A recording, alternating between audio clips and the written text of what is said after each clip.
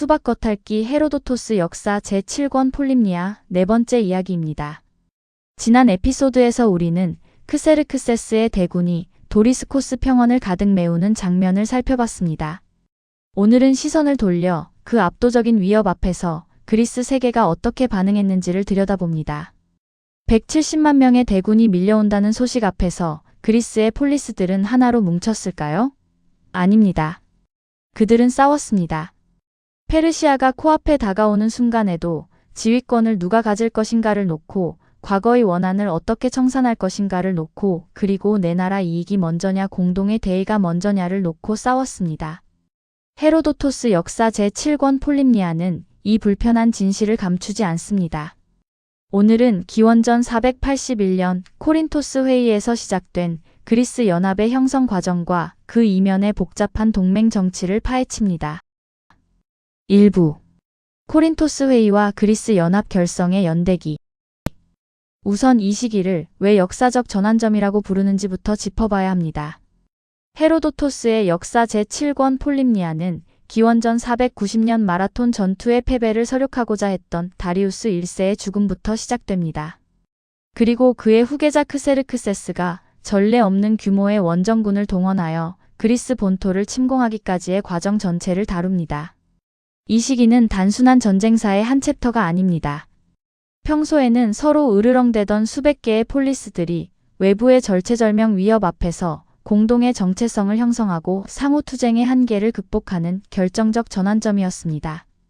이 과정에서 범헬라스적 연대의식이라는 개념이 처음으로 구체적인 정치적 형태를 갖추게 됩니다. 왜 크세르크세스는 이 원정을 결행했을까요? 왕위 계승 분쟁을 극복하고 권좌에 오른 크세르크세스는 숙부 아르타바노스의 신중론을 배척하고 마르도니오스 등 강경파의 주장을 수용하여 그리스 원정을 결행했습니다. 아버지 다레이오스 1세의 유산, 즉 마라톤의 서룡만이 목적이 아니었습니다. 이것은 페르시아의 제국적 권역을 신이 허락한 세계의 끝까지 뻗치겠다는 이념적 선언이었습니다. 헬레스폰트 해협의 부교를 가설하고 아토스 반도의 운하를 뚫는 행위는 단순한 군사 공학이 아니었습니다. 자연의 경계마저 자신에게 굴복시키겠다는 오만의 표현이었습니다. 제7권 전체는 이 거대한 위협이 그리스 세계를 어떻게 압박했는지를 배경으로 전개됩니다. 기원전 481년 가을, 크세르크세스의 대군이 소아시아의 사르디스에 집결하고 있다는 첩보가 전해졌습니다. 이에 페르시아에 대항하기로 결심한 그리스 도시국가 대표들이 펠로폰네소스 반도의 관문인 코린토스 지역에 모여 동맹회의를 개최했습니다. 헤로도토스는 당시 가장 건전한 판단력을 가진 헬라스인들이 모여 가장 먼저 서로 간의 모든 적대 행위와 전쟁을 종식하기로 결의했다고 기록합니다. 회의의 성과는 세 가지로 요약됩니다. 첫째, 내부 갈등 봉합. 폴리스 간의 모든 적대 행위와 전쟁을 종식하기로 결의했습니다. 둘째, 헬라스 연맹 탄생. 느슨하지만 실효적인 방어 공동체가 탄생하는 신호탄이었습니다. 셋째, 전략적 타협. 대표적으로 아테네와 아이기나 사이에 오랫동안 지속되던 해상 충돌이 중단되었습니다. 외부의 압도적 위협이 아니었다면 불가능했을 정치적 기적이었습니다. 그러나 연합이 결성되자마자 치명적인 문제가 터졌습니다. 지휘권을 누가 갖느냐는 문제였습니다. 당시 아테네는 테미스토클레스의 선견지명 덕분에 라우리온 은광의 수익을 투자하여 200척에 달하는 대규모 3단 노선 함대를 구축해둔 상태였습니다. 해군력에서 아테네의 기여도는 압도적이었습니다. 그러나 펠로폰네소스 동맹국들은 오랜 전통의 강호 스파르타가 지휘권을 맡지 않는다면 연합에서 이탈하겠다고 협박했습니다. 이때 아테네가 내린 결단은 놀라웠습니다.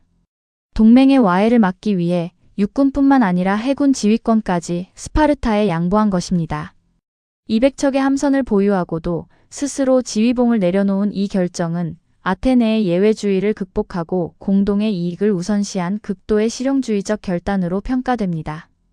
테미스토클레스의 진짜 천재성은 3단 노선 함대를 만든 것이 아니라 이 지휘권 양보를 통하여 동맹들을 설득해낸 데 있었는지도 모릅니다. 그리스 연합이 코린토스에서 전략을 구상하는 동안 북부 그리스에서는 다른 그림이 그려지고 있었습니다. 메디즘이란 페르시아 왕에게 흙과 물을 바치며 정치적 예속을 받아들이는 행위를 경멸적으로 지칭하는 용어입니다. 이 현상은 북부 전역에서 광범위하게 발생했습니다. 왜였을까요? 네 가지 구조적 이유가 있습니다. 첫째, 메디즘은 단순한 배신이 아니라 정치적 예속이라는 의미의 외교적 행위였습니다. 둘째, 연합의 전략이 펠로폰네소스 지역 방어 중심이었기에 지역 이북의 북부 폴리스들은 지정학적으로 고립될 수밖에 없었습니다. 셋째, 테살리아처럼 권력 투쟁을 위해 페르시아를 끌어들인 경우도 있었습니다. 넷째, 연합군이 방어선을 남쪽으로 물릴 때마다 고립된 북부 도시들은 생존을 위해 굴복할 수밖에 없었습니다. 이들의 메디즘은 이념적 동조가 아니라 남부 국가들의 지정학적 이기주의에 의해 버림받은 소국들의 불가피한 생존 전략이었습니다. 북부 메디즘의 가장 극적인 사례는 테살리아입니다. 테살리아의 유력 귀족 가문 알레우아다이는 이미 다리우스 1세 사후부터 지속적으로 크세르크세스에게 그리스 침공을 종용하며 전폭적인 지원을 약속해왔습니다. 이들은 왜 그랬을까요? 단순한 두려움이 아니었습니다. 외부 세력의 막강한 군사력을 끌어들여 테살리아 내부의 정적들을 숙청하고 자신들 가문이 패권을 공고히 하려는 철저한 권력 투쟁의 산물이었습니다. 권력 요기, 민족적 정체성을 압도한 전형적인 사례입니다. 2500년 전의 이야기지만 낯설지 않습니다. 지도에서 빨간 원으로 표시된 테살리아 지역이 페르시아 대군의 진경로 바로 앞에 위치하고 있음을 확인할 수 있습니다. 그 지정학적 위치만으로도 이 지역이 얼마나 취약한 상황이었는지 짐작할 수 있습니다. 테베의 경우는 더 복잡합니다. 헤로도토스는 테베를 친페르시아의 배신자로 묘사하지만 현대 역사학자들은 이 기록이 아테네의 관점에 편향되어 과장되었을 가능성을 제기합니다. 주목할 사실이 있습니다. 레오니다스 왕의 테르모필레 방어전에 400명의 테베 병력이 함께 참전했다는 것입니다. 이 사실은 테베 내부에서도 친페르시아 파벌과 친그리스 파벌 간의 격렬한 내부 갈등, 즉 스타시스가 존재했음을 강력히 시사합니다. 지정학적 현실도 직시해야 합니다. 테르모필레 방어선이 붕괴되고 그리스 주력군이 펠로폰네소스 지역으로 철수해버린 후 지역 이북에 고립된 테베를 포함한 보이오티아 도시들은 생존을 위해 굴복할 수밖에 없었습니다.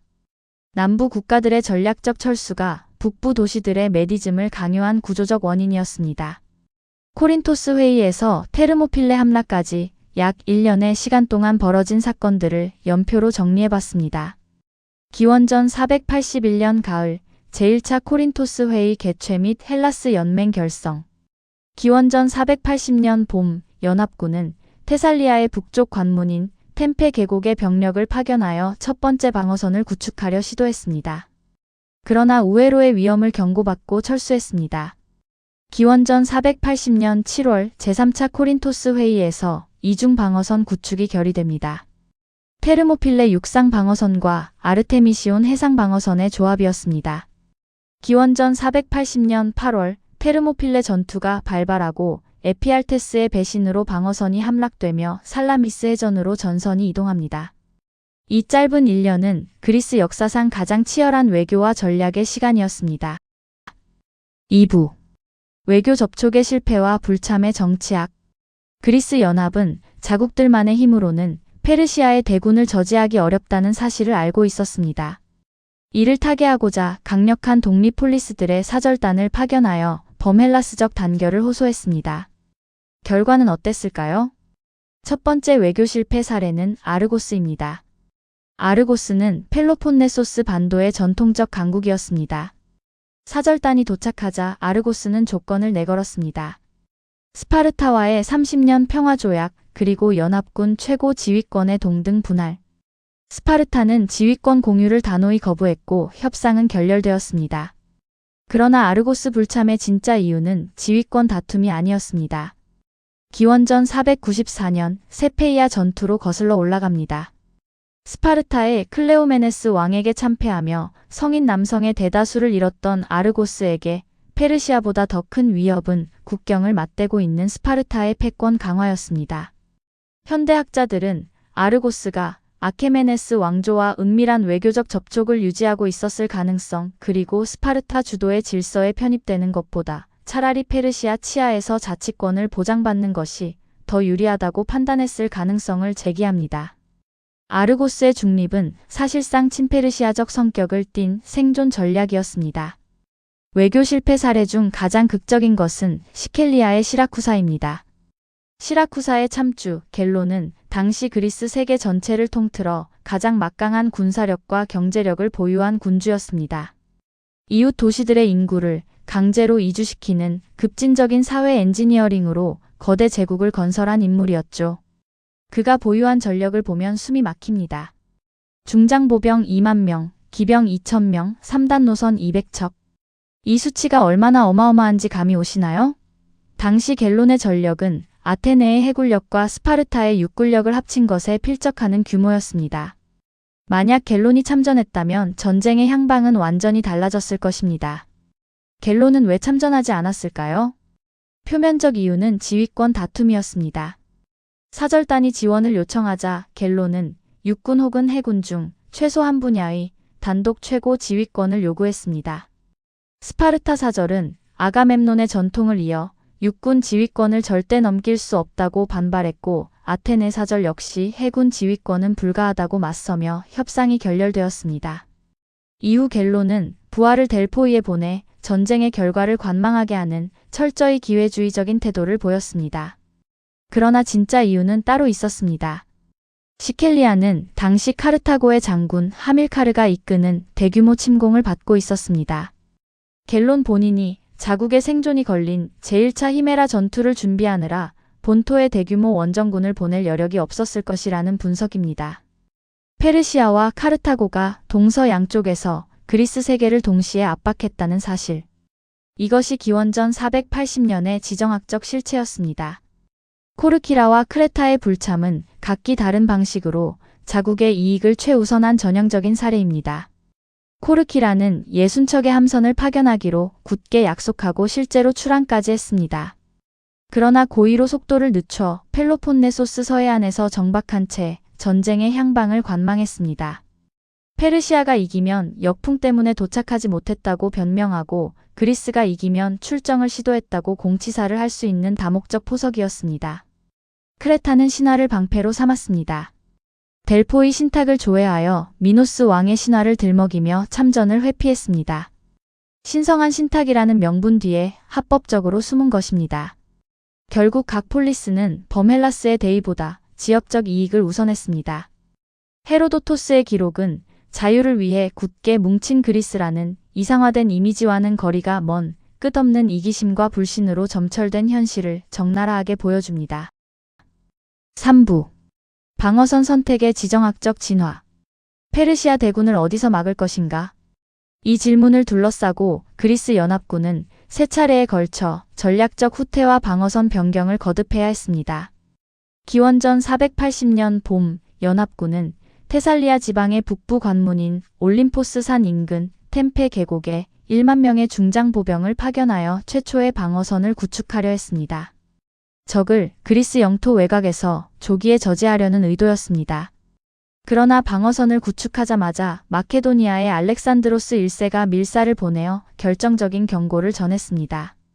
템페 계곡 외에도 산악지대를 우회하여 테살리아 평원으로 쏟아져 들어올 수 있는 여러 샛길이 존재한다는 것이었습니다. 군사적 판단은 명확했습니다. 넓은 평원으로 페르시아 기병이 우회하면 밀집방진 형태의 중장보병은 포위당해 전멸할 수밖에 없었습니다. 철수는 불가피했습니다. 그러나 이 철수의 정치적 파장은 치명적이었습니다. 방패막이가 사라진 테살리아 전역이 즉각 페르시아에 굴복하며 메디즘을 선언한 것입니다. 방어선 후퇴가 동맹국 연쇄 이탈을 불러오는 냉혹한 동맹 정치의 현실이었습니다. 템페에서 물러난 연합군이 선택한 것은 테르모필레와 아르테미시온의 이중 방어선이었습니다. 테르모필레는 왜 최선의 선택이었을까요? 이른바 뜨거운 문이라 불리는 이 협곡은 한쪽으로는 말리스만의 험준한 해안이 다른 한쪽으로는 깎아지른 산맥이 가로막고 있는 폭 100m 미만의 좁은 병목이었습니다. 포키스인들이 온천수를 끌어들여 진창을 만들어 두어 기병의 기동을 원천 봉쇄했습니다. 지도를 보면 테르모필레와 아르테미시온이 서로 마주 보는 위치에 있음을 알 수 있습니다. 육상의 테르모필레가 버티는 동안 해상의 아르테미시온 함대가 에우보이아 해협을 봉쇄하고 해군이 버티는 동안 육군의 배후가 보호되는 구조입니다. 이 두 방어선은 서로의 측면과 배후를 보호하는 완벽한 톱니바퀴 시스템이었습니다. 테르모필레 아르테미시온 이중 방어선의 탁월함은 세 가지 측면에서 분석할 수 있습니다. 첫째, 지형 활용. 온천수가 만든 진창지대가 페르시아 기병의 기동을 원천 봉쇄했습니다. 페르시아가 자랑하는 수적 우위와 기병 전력이 좁은 병목에서는 완전히 무력화됩니다. 둘째, 입체적 방어. 육군과 해군이 서로의 측면과 배후를 보호하는 연동 방어 시스템이었습니다. 어느 한쪽이 붕괴되면 다른 쪽도 위험해지는 구조였기 때문에 두 방어선은 운명을 공유했습니다. 셋째, 정치적 타협. 스파르타는 사실 코린토스 지역에서 공간 방어를 하고 싶어 했습니다. 그러나 지역 이북의 아테네와 보이오티아를 버린다면 아테네 함대가 이탈하거나 페르시아 편으로 넘어갈 위험이 있었습니다. 테르모필레에서 싸우기로 한 결정은 아테네 함대의 충성심을 확보하기 위해 스파르타가 받아들인 절묘한 정치적 타협이었습니다. 4부. 헤로도토스의 텍스트 분석. 분열과 자유. 헤로도토스는 단순한 사건 기록자가 아닙니다. 그는 당대 그리스 세계의 복잡한 정치적 이데올로기를 텍스트 속에 투영한 탁월한 사상가였습니다. 제7권에서 그는 메디즘과 상호불신으로 얼룩진 현실적인 내부 분열과 그에 맞서는 자유를 위한 연합이라는 숭고한 이상을 교묘하게 엮어냅니다. 헤로도토스는 그리스인들이 처음부터 고결한 이상만으로 똘똘 뭉쳤다고 묘사하지 않습니다. 연합이 결성된 직후 그들이 다진 결의는 섬뜩할 정도로 현실적이었습니다. 역사 7권 132장에 기록된 이 맹세입니다. 페르시아 격퇴 후 자발적으로 적에게 굴복한 도시들의 재산 중 10분의 1을 델포이 신전에 바치겠다. 이를 11조 봉헌 맹세, 즉 데카테우사이라고 합니다. 이것은 겉으로는 신성한 맹세의 형태를 띠었지만 본질적으로는 전쟁이 끝나면 배신한 동포들의 영토를 철저히 파괴하고 약탈하겠다는 극단적 보복 선언이었습니다. 페르시아 대군이 코앞에 다가온 순간에도 그리스 내부의 적대감과 증오가 얼마나 극에 달해 있었는지를 보여주는 냉혹한 현실주의의 단면입니다. 그러나 헤로도토스는 이 추악한 현실 묘사와 대비하여 자유의 가치를 더욱 극적으로 역설합니다. 이 이념적 대결은 페르시아의 망명 중이던 스파르타의 전 왕 데마라토스와 크세르크세스의 대화에서 상징적으로 드러납니다. 수적 우위만을 맹신하는 크세르크세스에게 데마라토스는 이렇게 경고했습니다. 스파르타인들 위에 군림하는 유일한 절대적 주인은 오직 법뿐이며 그들은 당신의 신민들이 당신을 두려워하는 것보다 훨씬 더 큰 경외심으로 그 법을 따릅니다. 헤로도토스가 그리는 대비는 명확합니다. 페르시아의 군대는 왕의 폭압과 채찍에 대한 두려움 때문에 강제로 진군하는 노예들의 무리입니다. 반면 그리스인들은 자유와 법률을 수호하기 위해 자발적 의지로 죽음을 향해 걸어가는 존재입니다.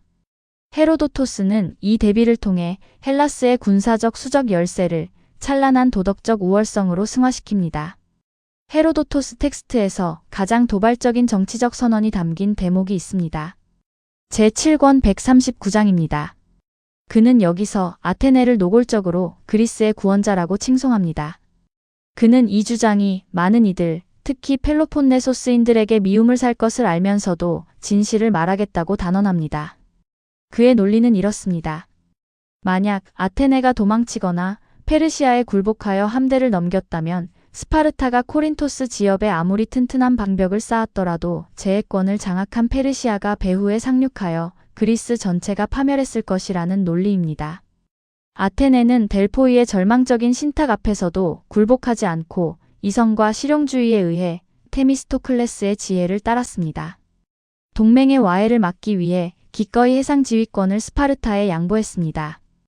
헤로도토스에게 아테네는 공동체를 수호하는 지적이고 실용적인 리더십의 정수였습니다. 반면 스파르타에 대한 헤로도토스의 시선은 더 복잡합니다. 찬양과 비판이 공존합니다. 테르모필레의 레오니다스와 300용사들은 물러서지 않는 용기의 화신으로 그려집니다. 전장에서 절대 도망치지 말라는 스파르타의 전사 윤리를 죽음으로써 실천한 존재들이었습니다. 이 장면은 불멸의 영광으로 역사에 새겨졌습니다. 그러나 헤로도토스의 시선은 맹목적 찬양에 머물지 않습니다. 그는 레오니다스가 마지막 날 동맹군을 후방으로 돌려보낸 행위가 겉으로는 배려처럼 보이지만 실제로는 스파르타 단독으로 불멸의 영광을 독차지하려는 지극히 이기적인 공명심의 발로였음을 암시합니다. 또한 전쟁 내내 코린토스 지역 밖으로 나가는 것을 꺼리며 아테네의 안위보다 자국 방위를 우선시하는 스파르타의 편협한 이기주의도 놓치지 않습니다. 5부 동맹 정치와 현대 연구. 현대 역사학과 고전학계는 코린토스 회의의 법적 구속력과 주요 불참국들이 전쟁의 양상에 미친 잠재적 영향력을 보다 구조적이고 비판적인 시각으로 재평가하고 있습니다. 트론슨 등 현대 학자들의 비판적 연구는 기원전 481년 결성된 헬라스 연맹의 실체를 냉정하게 재평가합니다. 당시 결성된 것은 근대적 의미의 상설의회나 초국가적 조약기구가 아니었습니다. 기존 스파르타 주도의 펠로폰네소스 동맹이라는 뼈대 위에 아테네 등 몇몇 외부 폴리스들이 임시 방편적인 공수동맹 형태로 결합한 군사 네트워크에 불과했습니다. 맹세의 성격도 마찬가지입니다. 코린토스에서 맺어진 서약은 현대 국제법적 관점의 강제력이 수반된 조약이 아니었습니다. 신을 증인으로 삼아 배신자에게 종교적 저주를 내리는 의례적 성격이 강했습니다. 실질적인 군사력이 미치지 못하는 지역에서 이 맹세는 페르시아 군대의 창칼 앞에서 공허한 위협일 뿐이었습니다. 연합의 결속력은 제도화된 구속력이 아니라 페르시아라는 절체절명의 공포에 의해 아슬아슬하게 유지되었습니다. 만약 갤론과 아르고스가 참전했다면 역사는 어떻게 달라졌을까요? 이른바 반사실적 분석입니다. 갤론이 참전했다면 그가 약속했던 2만 명의 중장보병과 200척의 전함은 페르시아를 훨씬 조기에 육해상에서 압도할 수 있었을 것입니다. 그러나 역설적인 측면도 있습니다. 이 엄청난 해외 원정군을 동지 중에 밖에서 보급해야 하는 문제가 연합군 병참선을 붕괴시킬 위험도 있었습니다. 더 나아가 갤론이 불참했기 때문에 아테네가 살라미스해전의 공로를 독점할 수 있었고 이것이 전후 아테네가 델로스 동맹을 창설하여 제국주의 패권국으로 도약하는 정당성의 토대가 되었습니다. 역사의 아이러니입니다. 아르고스가 참전했다면 스파르타는 헤일로타의 농노 반란과 아르고스의 배후 공격이라는 이중 안보 위협에서 벗어나 대규모 병력을 신속하게 북상시킬 수 있었을 것입니다. 지역 방어에 집착하지 않고 페르모필레나 보이오티아 평원에서 페르시아 육군과 조기 전면전을 펼쳤을 가능성이 높습니다. 현대 연구가 도달한 결론은 이렇습니다. 그리스의 승리는 어느 한 폴리스의 영웅주의가 아니라 두 가지 서로 다른 리더십의 결합에서 비롯되었다는 것입니다. 아테네의 전략, 거시적 비전과 실용적 포용력, 해군이 그 표현 수단이었습니다. 200척의 함선을 보유하고도 지휘권을 양보하며 동맹을 유지한 것, 절망적인 신탁 앞에서도 함대 중심의 전략을 고집한 것, 이것이 아테네의 리더십이었습니다. 스파르타의 용기, 전술적 견고함과 도덕적 전범, 육군이 그 표현 수단이었습니다. 테르모필레에서의 죽음을 불사한 저항이 헬라스 세계 전체에 압도적 앞에서도 물러서지 않는다는 강력한 이념적 결속력을 제공했습니다. 파편화된 그리스를 구원한 것은 이 두 리더십의 상보적 결합이었습니다. 헤로도토스의 기록이 우리에게 남기는 메시지는 하나입니다. 자유를 수호하기 위한 고도의 정치적 타협. 코린토스 회의의 그리스인들은 완벽하지 않았습니다. 그들은 싸우고 배신하고 망설이고 관망했습니다. 아르고스는 원한에 눈이 멀었고 갤론은 지휘권을 요구했고 코르키라는 눈치를 봤습니다. 테살리아는 권력욕에 굴복했고 테베는 지정학적 현실 앞에 무너졌습니다. 그러나 그 모든 불완전함 속에서도 아테네와 스파르타는 서로의 차이를 인정하고 최소한의 교집합을 찾아냈습니다. 제국주의적 통제체제와 분권화된 자유연합체의 충돌에서 자유 쪽이 승리한 것은 단순한 군사적 우연이 아니었습니다. 정치적 타협과 전략적 지혜의 산물이었습니다. 헤로도토스는 이 기록을 통해 2500년이 지난 지금도 유효한 질문을 던집니다. 분열된 자유국가들이 공동의 위협 앞에서 어떻게 연대할 수 있는가? 수박 겉핥기 폴림니아 편의 네 번째 이야기 이것으로 마무리합니다. 다음 에피소드에서는 테르모필레의 협곡에서 300인의 스파르타 용사들이 세계의 절반과 맞서는 그 장면을 다룰 예정입니다. 이상입니다.